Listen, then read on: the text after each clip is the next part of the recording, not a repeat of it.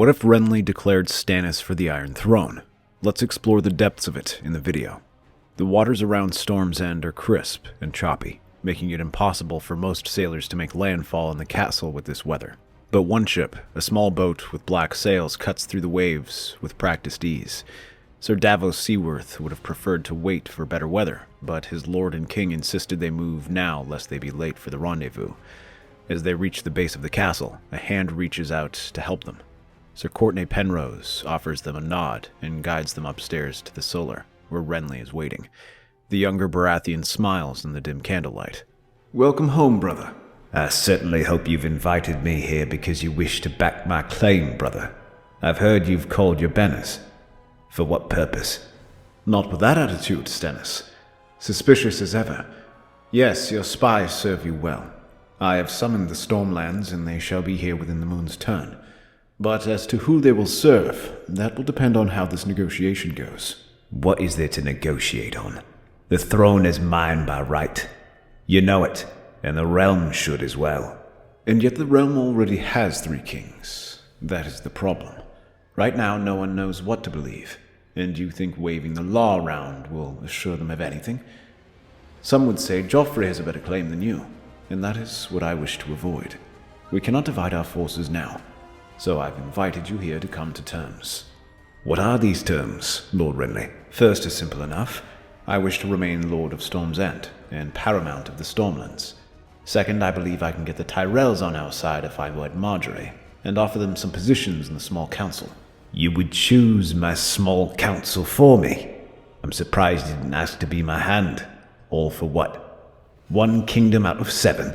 I am offering you the means to take your throne. Don't be short-sighted, brother. The Reach has the largest army, and combined with the Stormlands, no house can challenge you. We can march straight towards King's Landing. And as for your hand, well, you might not like what I have to ask next. I wish to be named your heir. There is a long pause as Stannis glares at him. Sir Cortnay steps closer with his sword in hand, ready to defend his liege lord, as for a moment it looks like Stannis might attack him. You do not just insult me with that demand. You insult your niece as well. Shireen is a girl far too sweet for the throne. She has no interest in ruling anyways.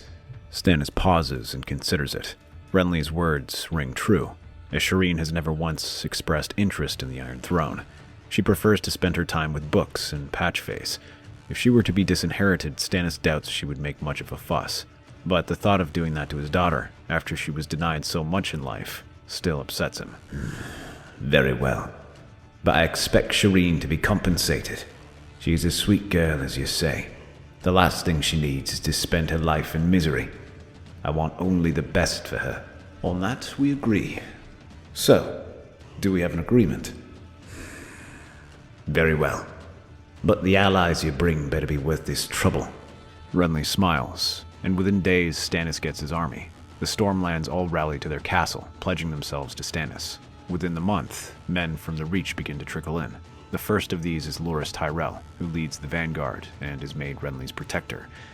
In the meantime, Stannis begins organizing his army, raising the Narrow Sea and what few houses from the Crownlands have pledged themselves to him. It is not much, but they make up the core of Stannis' army. Soon their ranks swell to almost 50,000, more than enough for Stannis to take King's Landing.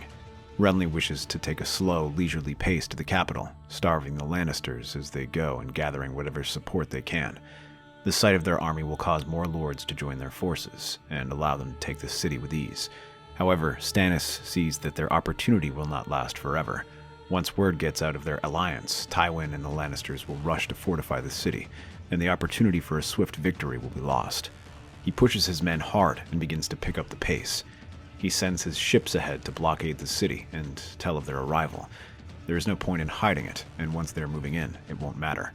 True to Stannis' prediction, Tywin breaks off from the Riverlands once he hears of Stannis' plan to march on King's Landing. Even with the Westerlands under a threat, he knows that the loss of King's Landing will be a death blow to their cause.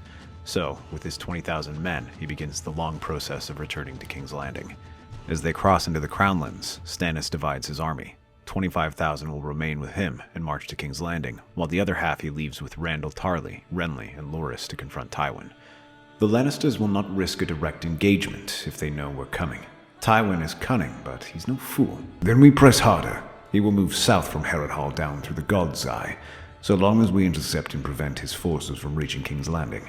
Tywin will be forced to either fight us on our terms or take a long, costly detour. If it comes to battle, I will lead the vanguard. This is no tourney, Lord Tyrell. I am well aware of that. They press on, and as expected, Tywin learns of their approach and halts his march southward. The two armies clash near the banks of the God's Eye River. The Mountain rides on ahead to secure the crossing and encounters Loras and his scouts. Their forces clash in a whirlwind of steel and wood. Men are thrown into the river and swept into the water as they fight for control of the fjords. The Mountain roars and sweeps his greatsword in huge arcs, slashing apart men and sending them flying. Loras ducks under his defenses and strikes his breastplate with his Morning Star. While this would have been enough to incapacitate lesser men, Sir Gregor simply roars and nearly takes his head off. Sir Loras barely avoids the strike and falls back with his remaining men, letting the Lannisters cross. But by the time they do, Tarly arranges his forces in a solid defense formation, utilizing the terrain to slow the Lannister advance. Sir Gregor waits for the rest of the army to arrive before organizing a cavalry charge, battering the Tyrell forces.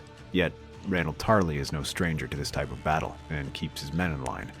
His disciplined command and the might of the Reachmen force Sir Gregor to pull back, a third of his men now feeding the crows. He orders the infantry to rush across the fjords while Sir Adam searches for another fjord. Tywin grits his teeth as he surveys the battlefield, then orders his troops to continue to force the crossing, knowing anything less could lead to a delay in relieving King's Landing. Meanwhile, at King's Landing, Stannis' forces move swiftly, knowing they cannot afford to delay. Without Tywin's reinforcements, the city's defenders are left scrambling. This is a golden opportunity for victory. Stannis' fleet arrives at the port just as his land forces launch their assault on the city gates. The wildfire meant to devastate in the incoming naval assault is ignited, and a great burst of green flames engulfs dozens of ships. The Blackwater rush is turned into a whirlwind of smoke, smolder, and ash. But it's only partially prepared. Green flames erupt across the river, consuming a portion of Stannis' ships in a catastrophic inferno. But the damage is incomplete, and the Great Tower with Tyrion's chain is not ready.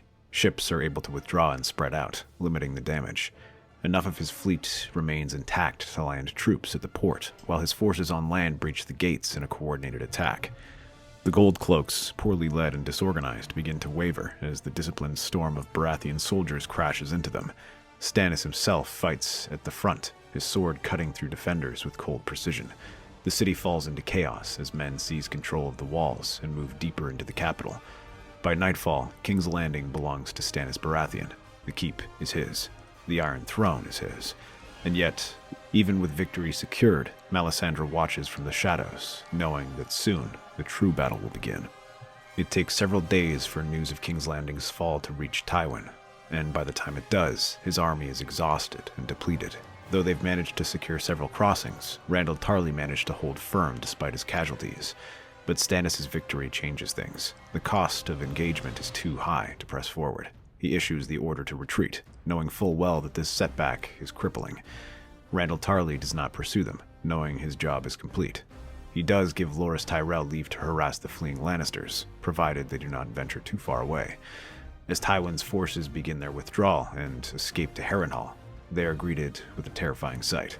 The banners of House Stark are on a nearby hill. Before they can make sense of this, Roose Bolton's forces emerge from the cover of the nearby hills. The banners of the Dreadfort unfurl, and before Tywin can react, his army is caught in a brutal ambush. Bolton's men descend upon them like wolves upon a wounded deer, cutting through the disorganized Lannister forces with a ruthless efficiency. Loras, unwilling to miss the chance for glory, rushes in to join them, his vanguard cutting through their rear defenses. The battlefield is drenched in blood as the rout turns into a massacre. The Lord of Castle Rock is counted among the dead, and those few who escape are led by Kevan Lannister. But there is no safety, as they learn Harrenhal has been captured, leaving them no choice but to surrender. Loras watches as the Lannisters are escorted away by the Northmen. He does not have enough men to challenge them and must reluctantly allow them to leave. However, Roose Bolton offers a quick thanks for their assistance, and says he hopes they do not encounter each other on the battlefield again. Despite this moment of cooperation, the situation with the North remains tense. Robb continues to call himself king in the north, and insists that they must recognize his kingdom and kingship, two things neither Baratheon can accept. This is something mirrored by all their advisors, yet none of them can agree on what to do. For the likes of Melisandre and Randyll Tarly, they urge Stannis to march out and crush them, pointing out that they have far more men and the backing of the second richest region, while Robb's lands are poor and ravaged from war. Yet others like Sir Davos and Matthias Rowan urge caution, warning that Robb has proven to be an accomplished commander. He will not be easily defeated, and this war can drag out and weaken their resources. More importantly, without Tywin protecting the Westerlands, Robb has a free hand to raid and pillage its wealth to his heart's content. He has no incentive to protect it, but Stannis does, as he expects to rule it, and those Westermen who begin bending the knee expect that as well. Unsurprisingly, Renly suggests diplomacy and believes he can win over the Northmen. Stannis is skeptical, but with Sir Davos advocating the same thing, Stannis relents and allows him to try.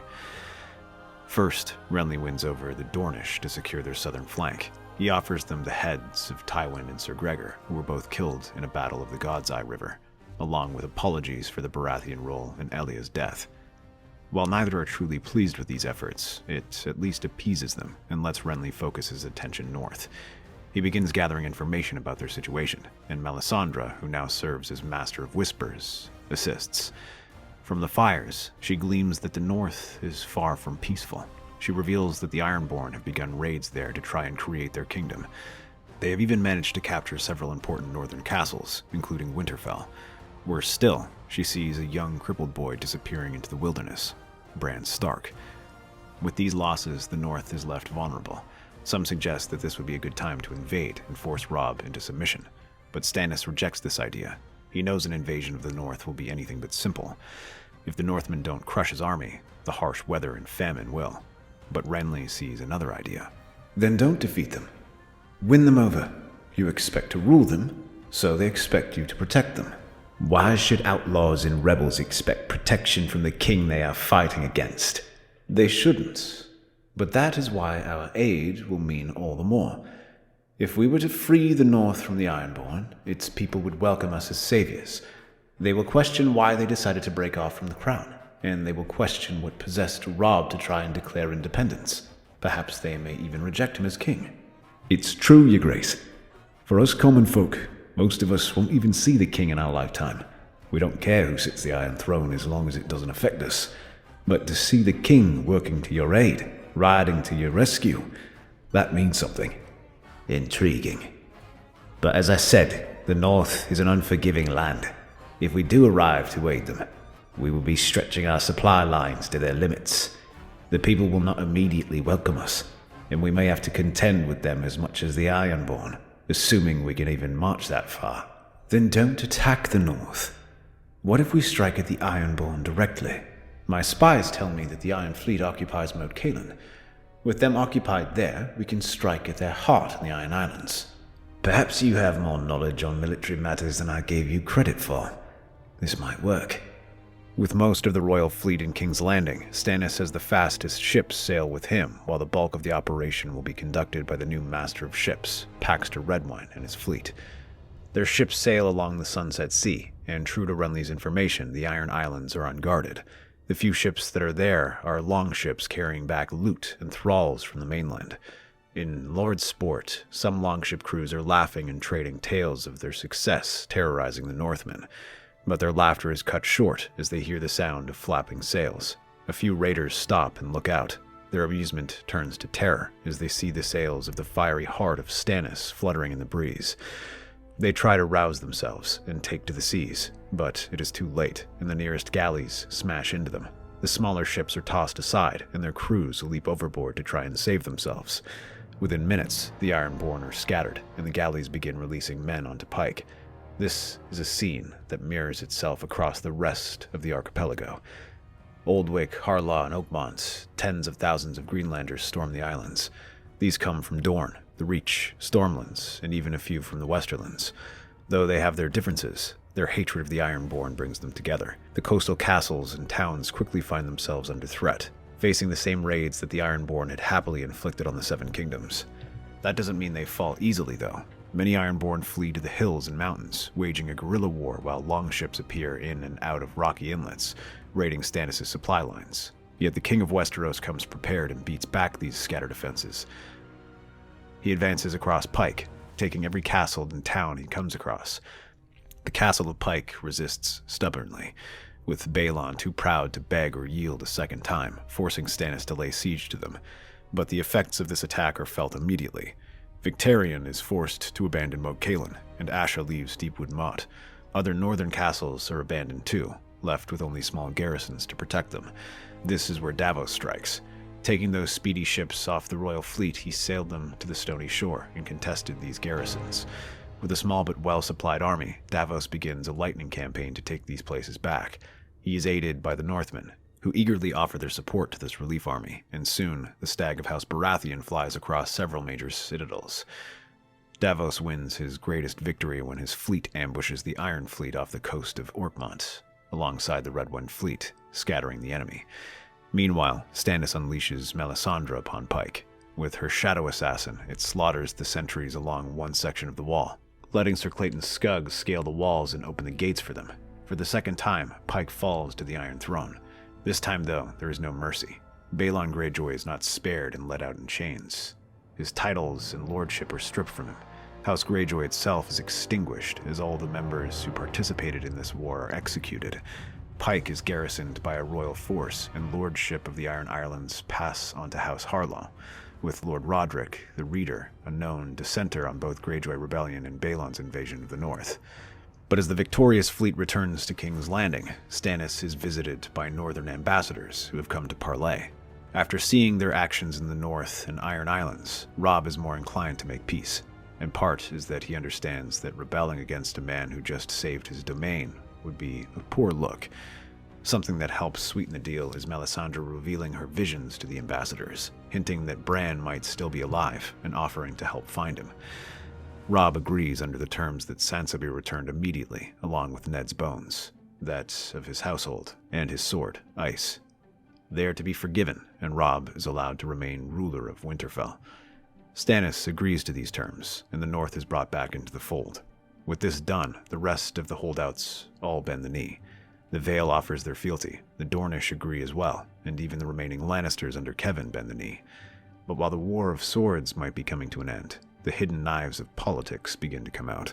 Stannis and Renly's relationship, already cold, grows even more distant when it comes to divide the spoils. Stannis fully intends to sweep the court clean and reform the nobility. Many Lannister loyalists are removed from power, but also those who Stannis deems corrupt or weak. Many who stood by and did nothing are removed, and nobles and merchants found abusing their authority or trying to profit off the suffering of the small folk are punished.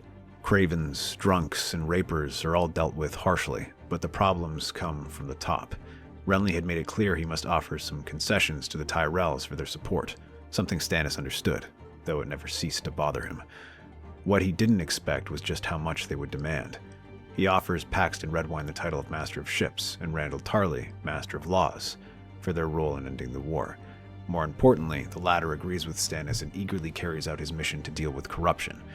Yet Mace continues to petition for more Reach-Rune to be made part of the Small Council, his uncle Garth to be made Master of Coin, Sir Aerys Lord Commander of the Kingsguard, even a nephew to be made Grand Maester.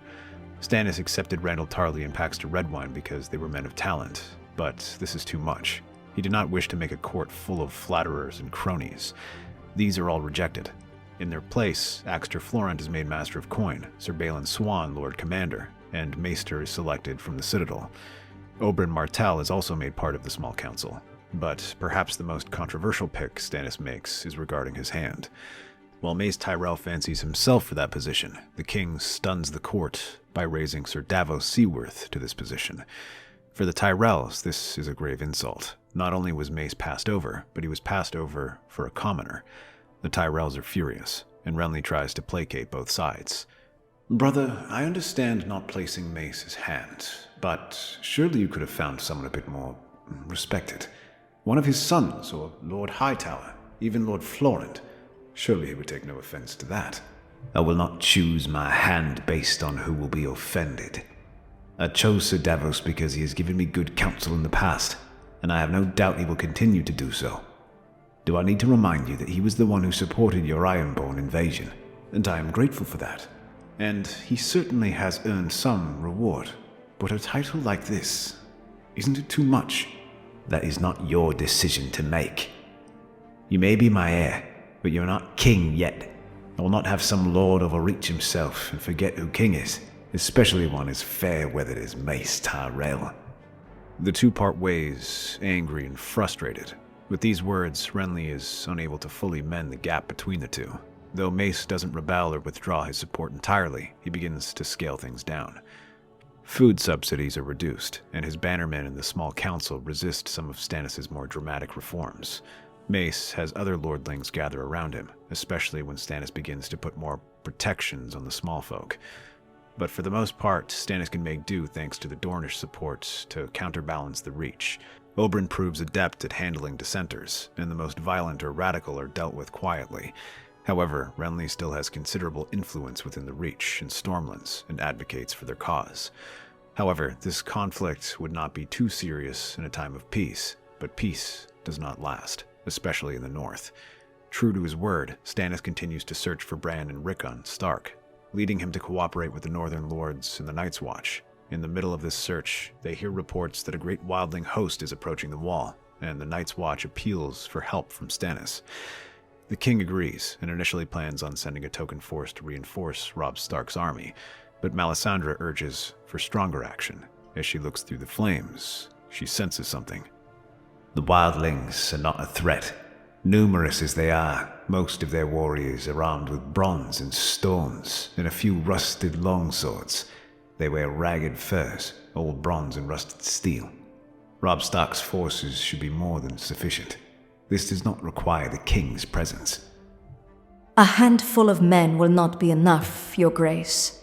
The free folk are not the threat you must fear. It is what they flee from. Something is stirring in their untamed lands. Something that will come south. What could be so dangerous that the free folk will abandon their homes? The Great Other. The long night is coming. Ask their wood witches and seers, and they shall say the same thing. The king must bear witness to this. Stannis begins organizing a relief army, asking men from the Seven Kingdoms to help him.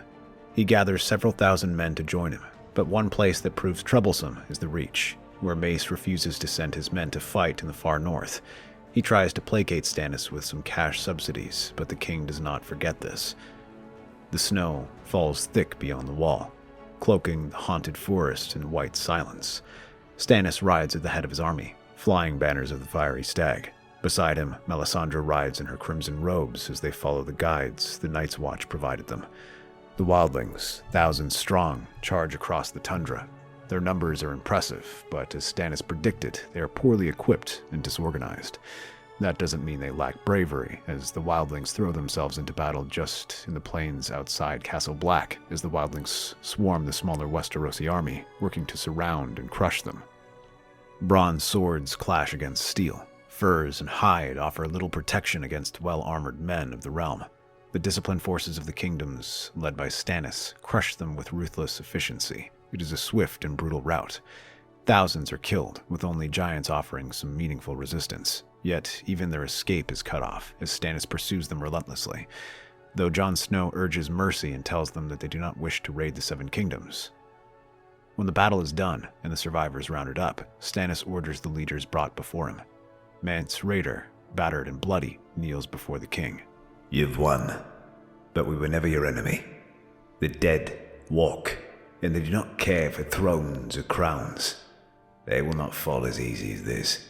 What you refer to is the Great Other, wildling.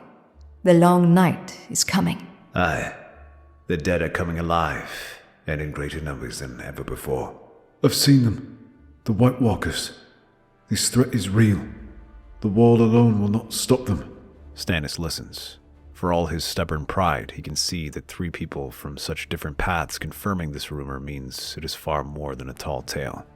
Jon Snow, you and Mance shall handle the crossing. You will keep the wildlings in check. Work with your brother to ensure peace, and I will help man the wall. He begins strengthening the defenses of the wall. He sends word across the Seven Kingdoms, calling for levies and engineers. Blacksmiths and masons, fire and stone are to be brought north. He orders dragonglass to be mined and begins sending ravens south. But the realm does not answer as he hopes.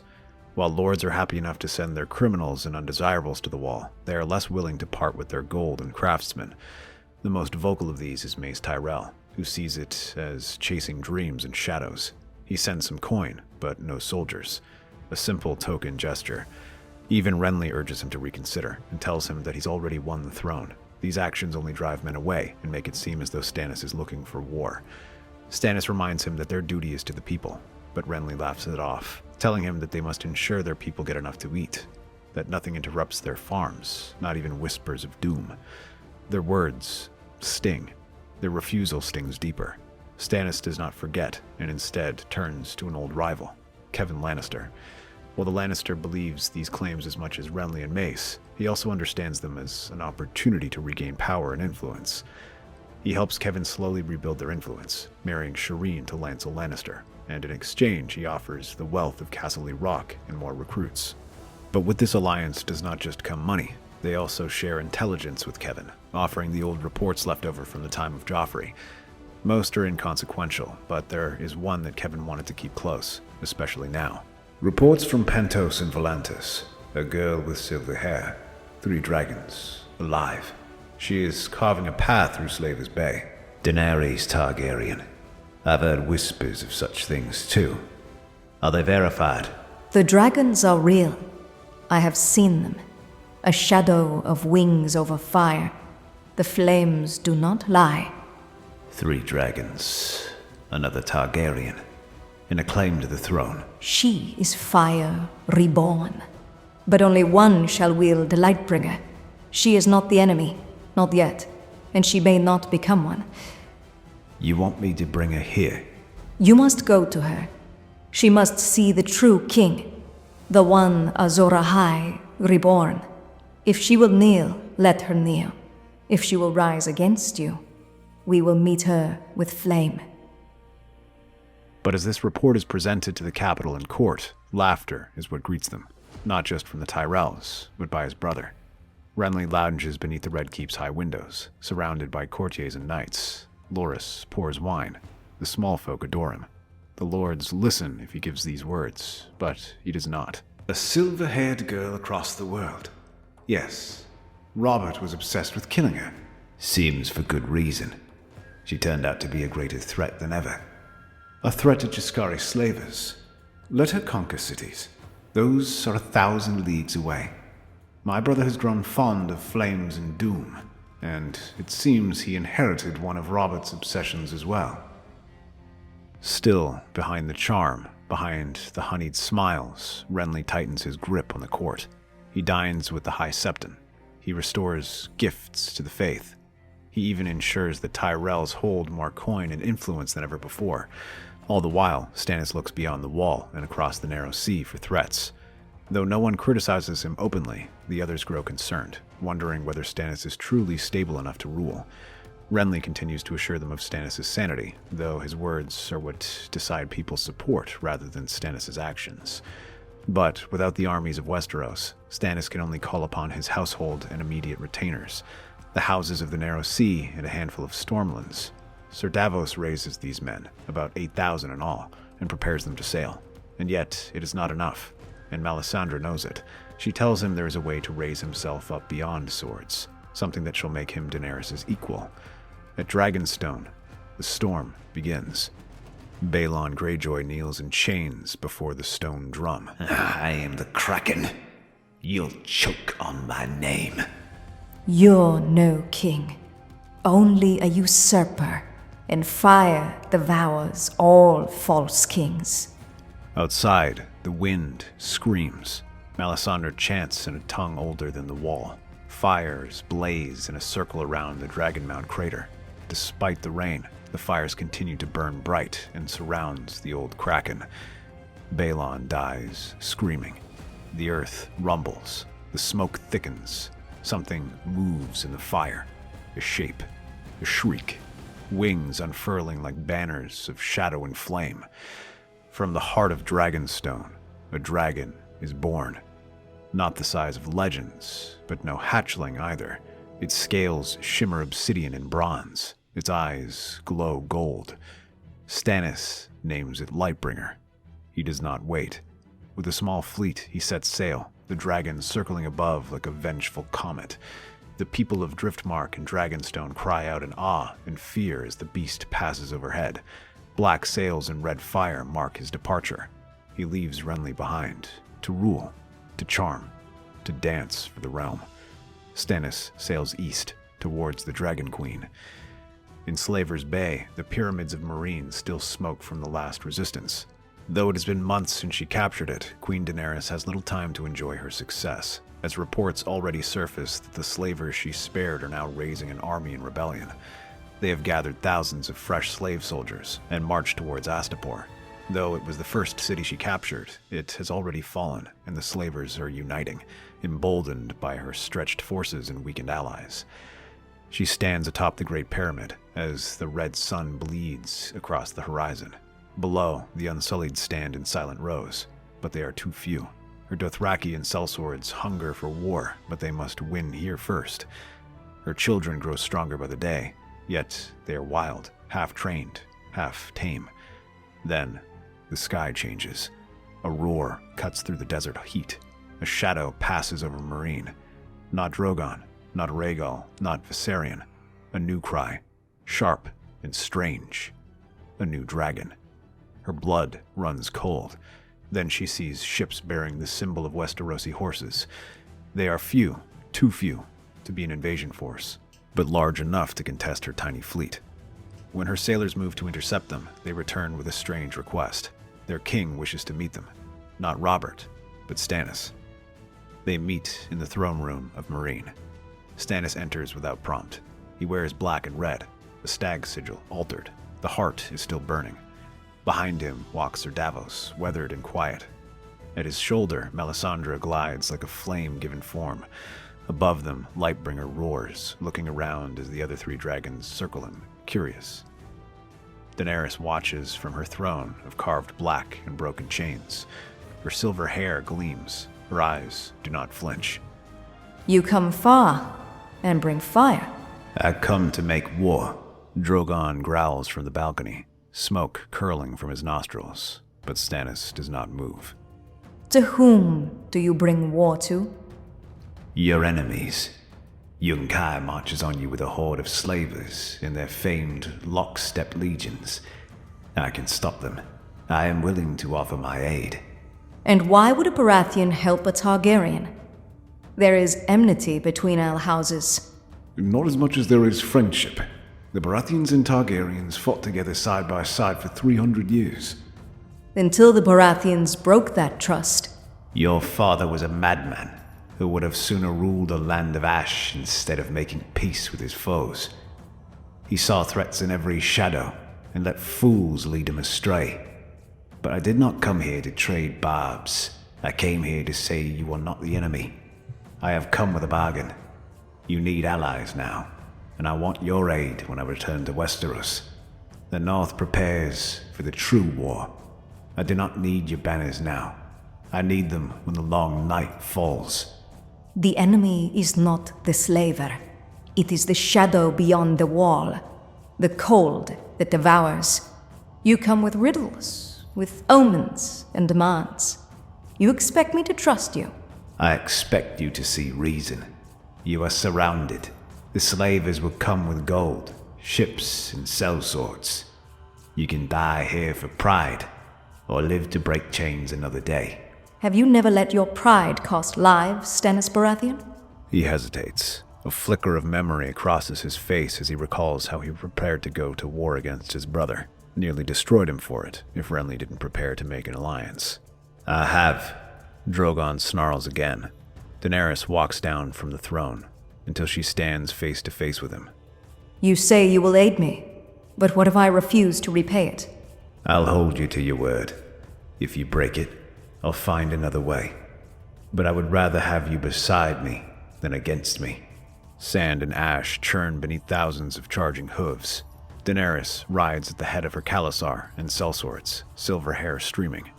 Drogon shrieks overhead, his wings blotting out the sun, while Lightbringer, the dragon of stone and fire reborn by Stannis, unleashes fire across the slaver lines from the other flank.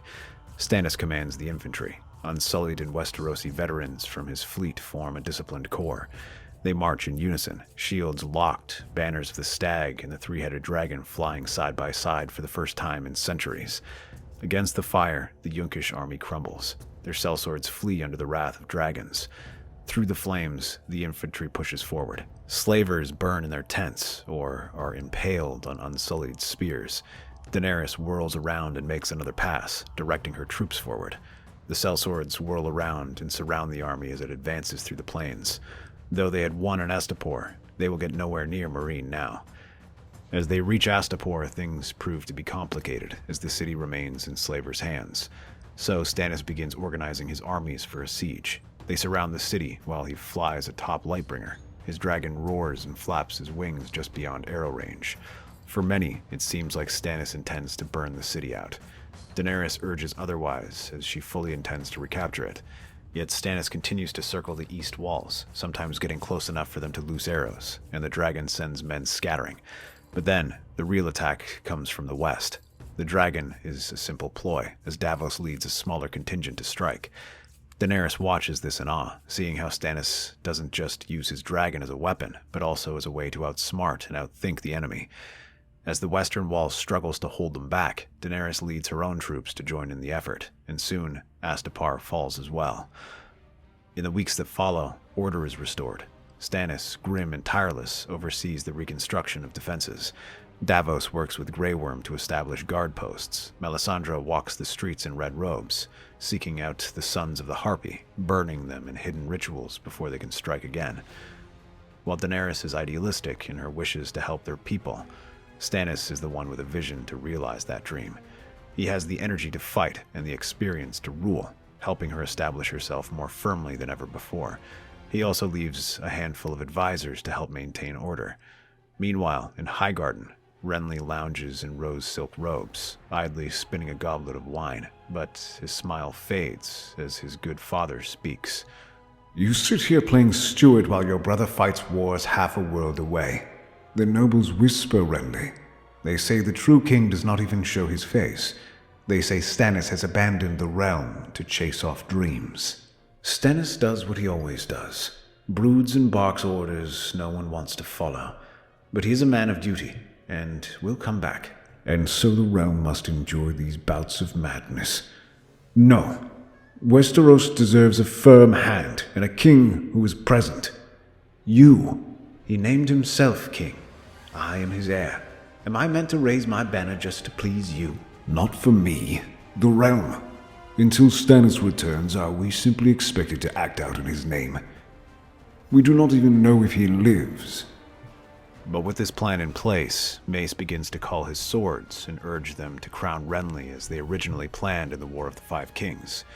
Now with Randyll Tarly and Paxter Redwyn in the small council, they might have the support to push the others into agreeing, especially since Melisandre and Davos are gone. Yet Oberyn does not back down, and neither does Kevan, who raises his troops in support of Stannis. Together the Dornish and Westermen begin to gather their hosts and challenge Mace, trying to keep him contained. Skirmishes begin to break out in the border territories as Kevan invades the Reach in retaliation, but Mace already begins his march up north. Meanwhile, Renly remains at King's Landing as he broods over what to do, but as he looks up at the Iron Throne, which has stood empty atop for months, he ascends it and calls for all forces to halt. Renly proclaims that no Dornishman or Westerman who took up arms against him will be punished. Instead, they shall be allowed to return, and he shall rule only until Stannis returns. However, if after a month he does not come back, then they shall claim him as king. The compromise is accepted, and the army slowly return to their castle, save for Mace, who flies back to reinforce Renly's rule. For the next few months, Renly helps secure the realm as best he can. With Stannis gone, he reduces the money the lords have to pay for the wall, and throws lavish feasts and hunts to distract the lords from the current troubles despite Stannis' urging a frugal court. For a while, things begin to calm down, and even Stannis' supporters have to admit that the peace has been beneficial. That is, until the sounds of wings echo through the skies of King's Landing like a thunderclap from the gods. People scream, some pray, others drop to their knees and weep. For the first time in over a century, a dragon descends upon the capital. It lands atop the broken dome of Dragon Pit, smoke trailing from its nostrils. Lightbringer, Stannis Baratheon's beast, roars once, and silence swallows the city. Renly hurries to the Dragon Pit alongside Kevin and Oberyn with hundreds of gold cloaks to confront the threat, but he freezes when he sees Stannis standing before him. He is leaner than before, the lines on his face deeper, the shadows beneath his eyes darker. He has not returned as the same man who left. He is fire-forged now, and it shows. Your Grace, the realm is held, but only barely. You return to a delicate moment. Delicate? I'd say combustible. And now there is a dragon. Mace Tyrell has gathered banners in the Reach. Not open rebellion. Not yet. But they speak of concern about your absence. So they are here to ensure Renly's rule. They doubt their king. Can you blame them? You've been gone for half a year, brother. I hope your journeys were enlightening. You raised banners. I needed to show strength. While you were away flying through the skies, I was here, holding the line. You presume too much. Do I? Tell me, brother, how many of these men trust you? How many of them would have stayed loyal if not for me and the Reach holding court? If I hadn't brokered peace, then the southern half of your realm would have consumed itself in war. Half of them wanted me as king, the other half wanted me to stay away from the throne. And yet you conveniently backed those who put a crown on your head. And what did you do when Robert crowned himself? I held the line while you chased destiny. There's a flicker in Stannis' eyes. The memory stirs. The siege of Storm's End. The rats and cats they had to eat. The way Robert vanished into legend while Stannis kept them alive. The way Robert had barely even acknowledged things. You speak the truth. Renly blinks, surprised by the admission. The man who stays behind always seems the lesser, unless he's the one who saves the kingdom. A long silence falls over the room. Then, what now? Will you cast me aside? Burn me like the others who disobeyed? Stannis looks at the lords gathered, to Mace now shifting uncomfortably, to the Storm Lords half ready to bolt. He sees what his absence has sown. He sees the soil Renly has tilled. No. There are no kings but one, and I am that king. I will not burn those who held the realm. I would have named you regent had I thought to trust anyone. I suppose I cannot fault you for doing your duty. You have my forgiveness, and my thanks. The brothers clasp their wrists. The hall exhales, and above them, Lightbringer screams as if to seal the pact. Together the two Baratheons build on the peace Renly has established, working to ensure that the lords continue to trust them, pacifying those who might rebel with a mixture of diplomacy, concessions, and military force. And, bit by bit, Stannis reestablishes his name. Even Mace Tyrell is cowed, especially once Stannis threatens to strip him of his lordship. But then, a raven arrives from Castle Black. Bran Stark has been found, or rather, he has found them, guided by whispers of roots and ravens, of ice cracking and the dead stirring, appearing to men in their dreams and urging them to aid him. There is something in the far north, a cave, a tree, a secret the dead wish to bury beneath the winter forever. Stannis gathers 2,000 knights to help them. He had promised to aid them in the past and cannot ignore it now, and yet he also finds it difficult to simply leave the Iron Throne. He recalls the words of Renly. The boy must be protected. If his dreams hold true, then we are out of time. The blood of the Green Seer stirs the flames.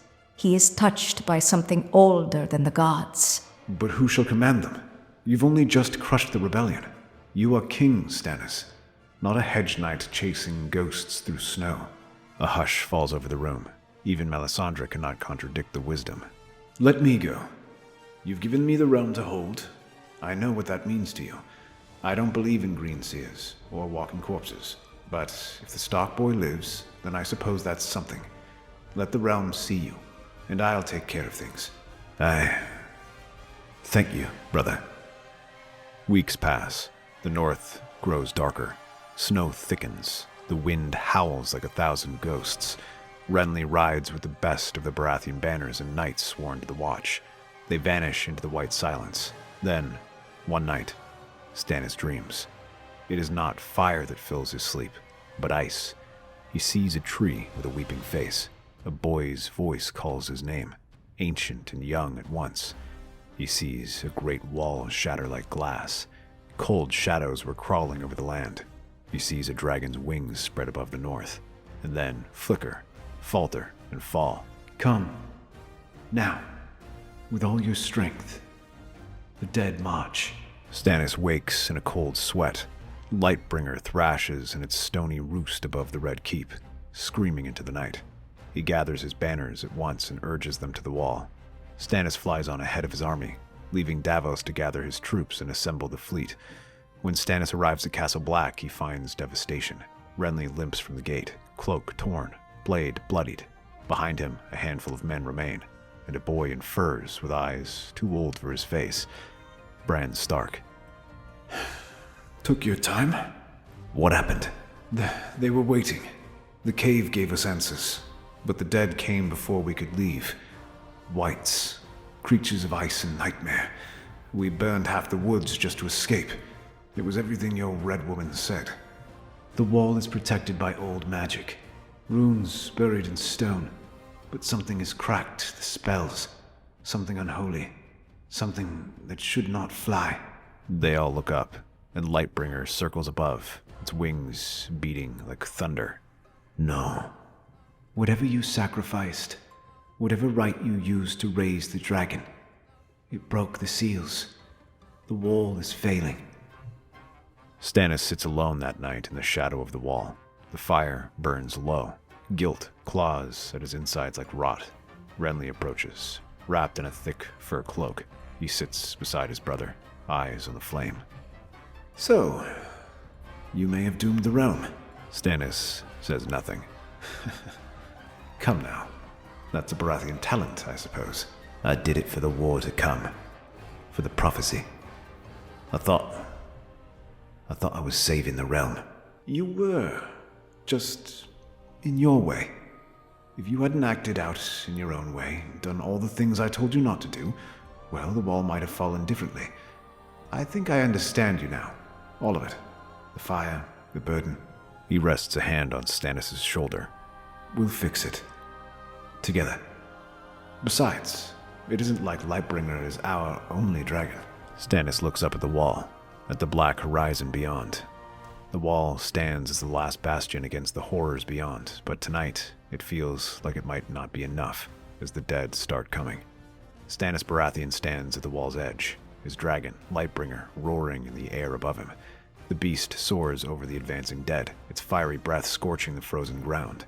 Stannis urges it forward. Soon the air fills with arrows and dead things as undead ravens, hawks, and bats rush at Lightbringer, but the dragon sweeps his head around and engulfs them in flames. It turns its attention to the plains and forest below and unleashes its dragon fire upon the trees. The dead come streaming out like ants from a flooding nest, their bodies collapsing as they run. But how long can they hold?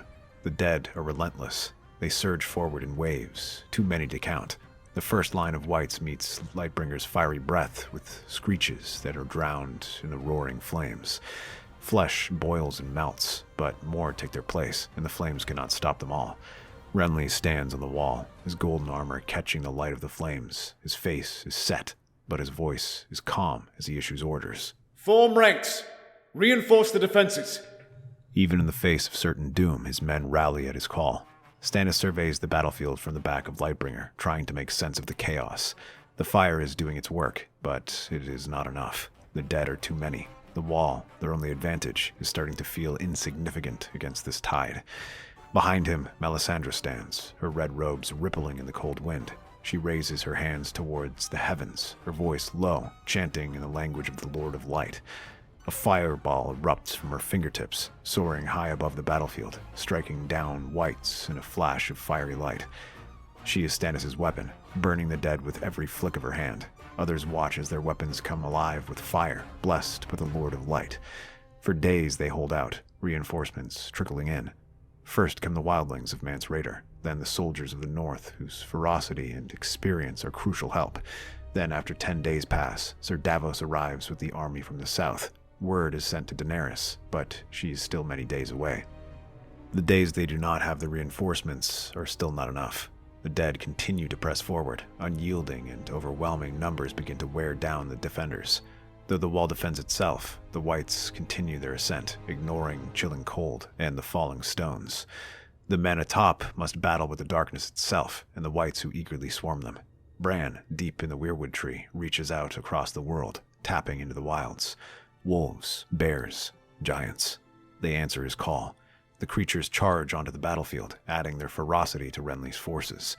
For a moment, the tide shifts. The whites falter, distracted by the wild beasts, but it's brief. The dead are relentless, and the beasts can only slow them down. Their ferocity is nothing to the dead, which have no fear. Hold them! We are living! We will not let the dead take this realm! His words are filled with the fire of a leader, and his men rally. But still, the dead press on. The living are pushed back. Stannis sees this, and others retreat as Lightbringer circles. Lightbringer charges forward once more, fire scorching the undead in its path. And soon the wall is abandoned. Men flee deeper south. They flee across the gift, setting fire to it as they do, trying to slow down the dead. Bran comes to Stannis' aid, unleashing the wild beasts upon them. Summer leads the charge, tearing into the dead. It slows them down, and Renly can organize an army and set up their retreat. For days and days they fight a running retreat, never stopping and just ignoring the hisses and shrieks of the night. As they approach Winterfell, a jagged black spear pierces the dragon's wings. Lightbringer screeches, veering out of control as Stannis struggles to regain control. The beast spirals downward, crashing to the ground with a mighty thud. Snow and debris explode from the impact. Stannis is thrown from the dragon's back, landing hard in the snow. His armor is battered, his body bruised. He struggles to his feet, drawing his sword. The dead close in around him. Bran sends the beasts to save him, but this time they are not enough, and scatter. The dead are closing in. Just as Stannis is about to be overwhelmed, a flash of fire catches his eye. A figure, draped in flames, is cutting through the whites. It's Daenerys. With Drogon at her side, she swoops down from the sky. Fire rains from Drogon's maw, incinerating the whites in its path. The ground shakes as Drogon lands next to Stannis, scattering the undead. Daenerys dismounts, her silver hair glowing in the firelight, her face set with determination. Get up. Together, we will stop this. Stannis nods, his heart heavy with the weight of their shared fight. Renly rallies his men once more as he sees this. Behind them, the Unsullied and sellswords rally them, closing the gaps in their line. We take this fight to them. Now! Drogon unleashes another burst of fire, burning through them as Renly leads the charge. Fire, dragonglass, and steel struck down the dead. Renly led from the front, his blade whirling around as he cut through them. But the Night King, their true enemy, stands at the back of the dead, his cold eyes fixed on Stannis. The moment arrives.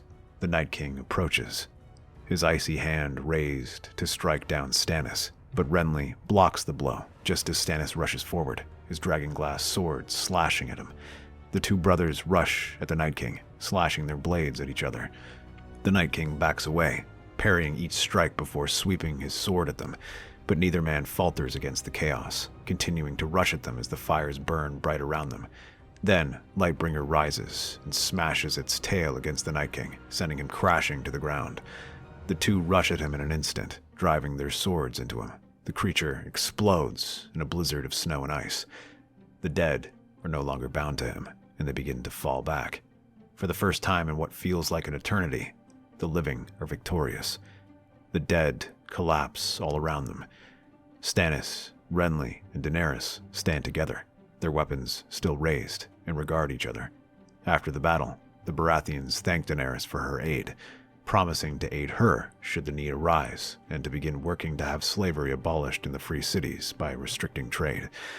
Meanwhile, Stannis now finally enjoys a time of peace, and with that, he allows Renly to take more responsibility, trusting him as his heir now more than ever.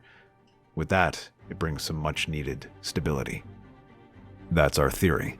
Westeros is a land filled with exciting stories and possibilities, and we love exploring them. If you want to accompany us on this journey across the Seven Kingdoms and beyond, then please like, share, and subscribe to our channel.